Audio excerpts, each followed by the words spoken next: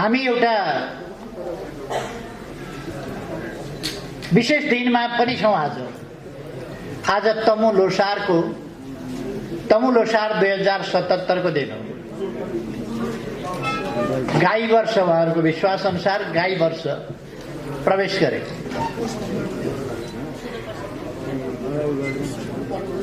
सुदूर पश्चिमको पनि पर्व हो आज पौष 15। यी चाडहरूको अवसरमा म सबै साथीहरूलाई हार्दिक बधाई भन्न चाहन्छु, शुभकामना भन्न चाहन्छु। नेपाल बहुजातीय, बहुभाषिक,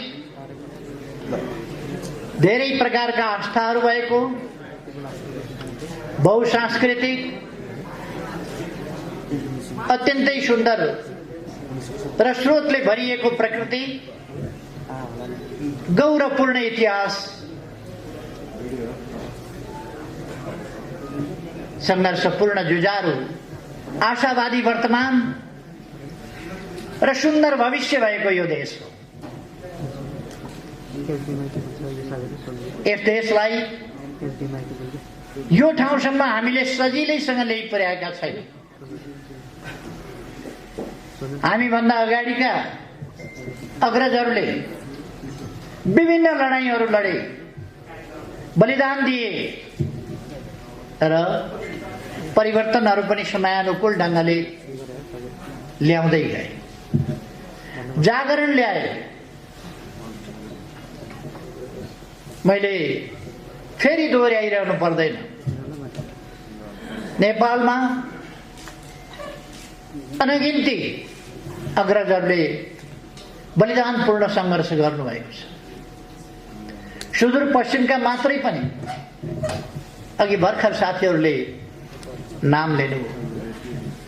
बाँकावीरदेखि, दशरथ चन्ददेखि, भीमदत्त पन्तदेखि विभिन्न लडाकुहरू आदि शहीददेखि अहिलेसम्मको जुझारू संघर्षमा धेरैले जीवन दिए। यो सुदूर पश्चिम प्रदेश अलिकति पछाडि परेको थियो, अब सुदूर पश्चिम पछाडि पर्दैन। सुदूर पश्चिमको विकासका लागि हामीले बाटो समातिसकेका छौं, मार्गचित्र कोरिसकेका छौं। शिक्षाको क्षेत्रमा, स्वास्थ्यको क्षेत्रमा, सामाजिक विकासको क्षेत्रमा हामीले थुप्रै कामहरू, सामाजिक जागरणको क्षेत्रमा थुप्रै कामहरू गरेका छौं। त्यहाँका विभिन्न उत्पीडनका कथाहरू अब निरन्तर रहन सक्दैनन्। ती उत्पीडनका कथाहरूलाई हामी अन्त्य गर्छौं। उत्पीडनका कथा, उत्पीडनका प्रवृत्ति, कम्युनिस्ट पार्टीमा पनि नेता भयो भने अर्कोलाई उठ्नै नदिने, थिचेको थिचै गर्ने, थिचेको थिचै गर्ने। मैले चाहेर पनि सुदूर पश्चिमबाट अहिले 4 जना मन्त्री यही बसिरहनु भएको छ। कतिजना हुनुहुन्छ?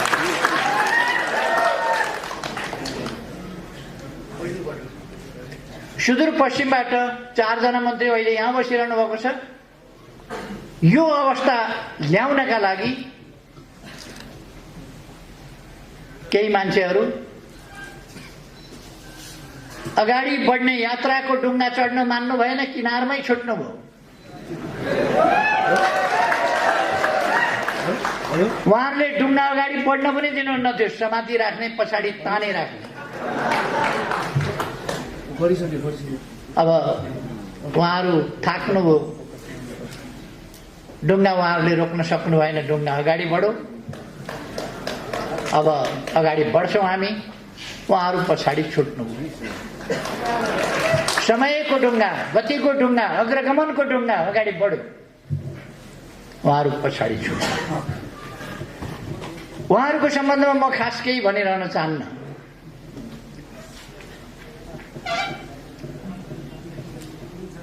उहाँहरूका जुलुसमा हिजो उहाँहरूले के नारा लाउनुभयो, कस्ता नारा लाउनुभयो, महिलाहरूप्रतिको उहाँहरूको दृष्टिकोण के रहेछ, गणतन्त्रप्रतिको दृष्टिकोण के रहेछ, गणतान्त्रिक प्रणालीको सर्वोच्च संस्थाप्रतिको उहाँहरूको मान सम्मान के रहेछ,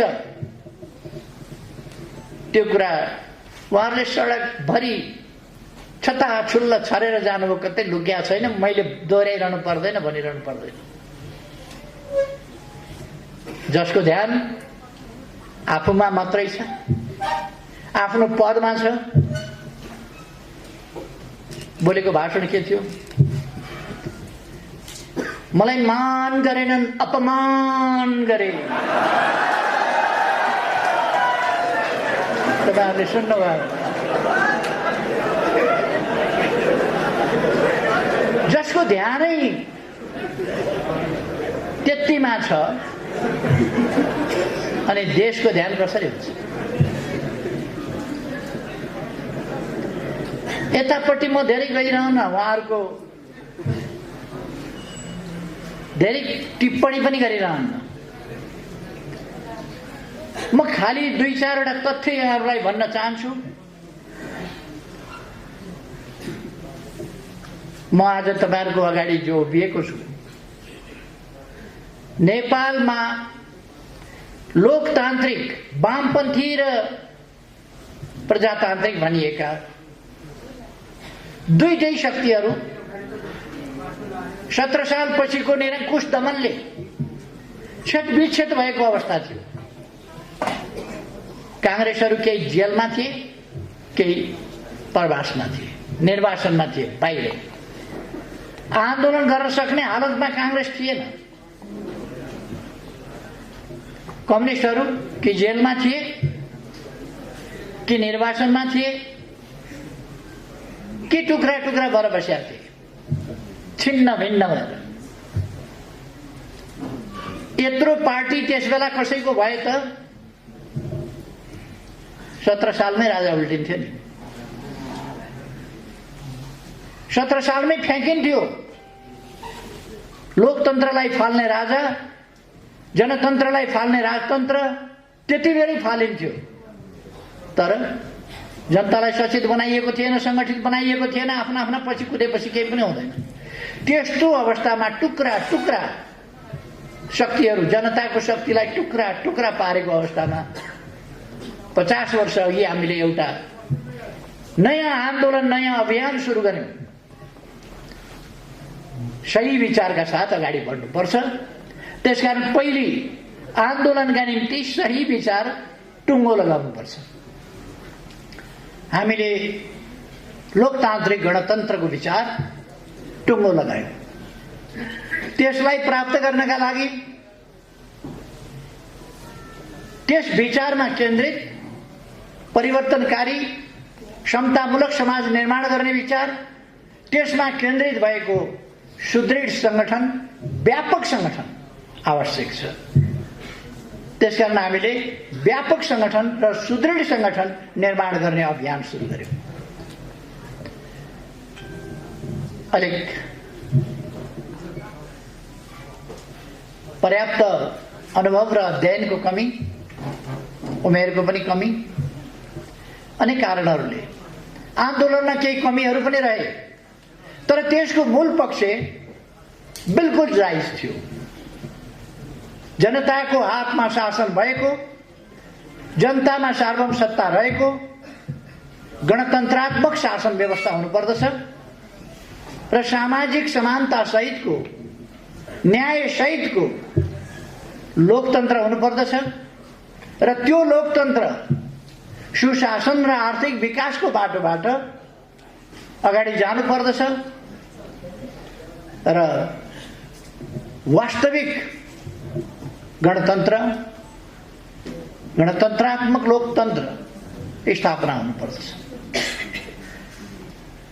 त्यसका लागि हामीले पहिले त जनताको शक्तिलाई मजबुत बनाउनु पर्छ भनेर आन्दोलनको एकीकरण, एकता, आन्दोलन विस्तार, संगठन निर्माण, विचारहरूको प्रचार सुरु गर्यौं र आन्दोलन अगाडि बढ्यो। अलिक समय त्यसले धक्का पनि खायो।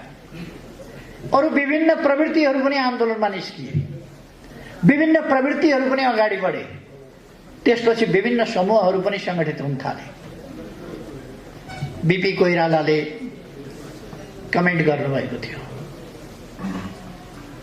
एउटा ठाउँबाट निस्किएको युवाहरूको एउटा साहसिक आन्दोलनले राष्ट्रिय राजनीतिमा यति प्रभाव पारेको छ भने कांग्रेस पार्टी जस्तो संस्था शिथिल भएर बस्नु हुँदैन। त्यो उठ्नुपर्छ र त्यसले लोकतन्त्रका लागि संघर्ष गर्नुपर्छ।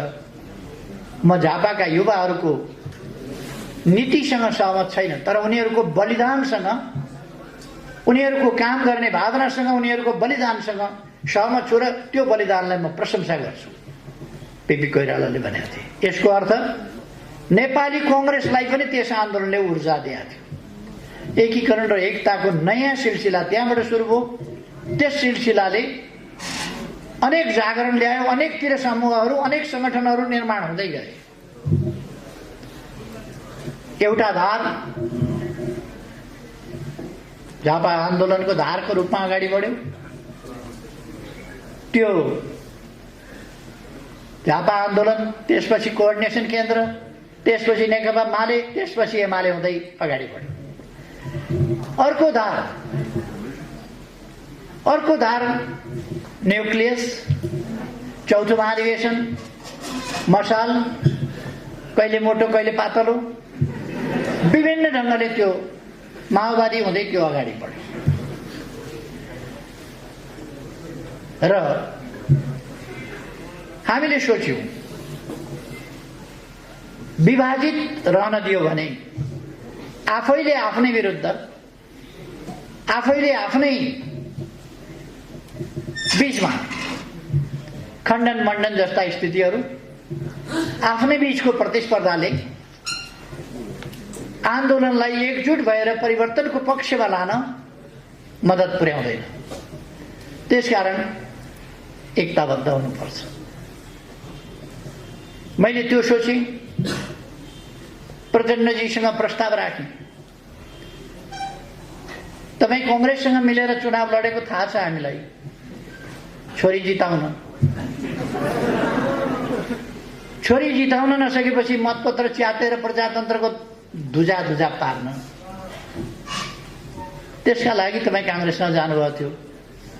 खासै उपलब्धि केही पनि भएन।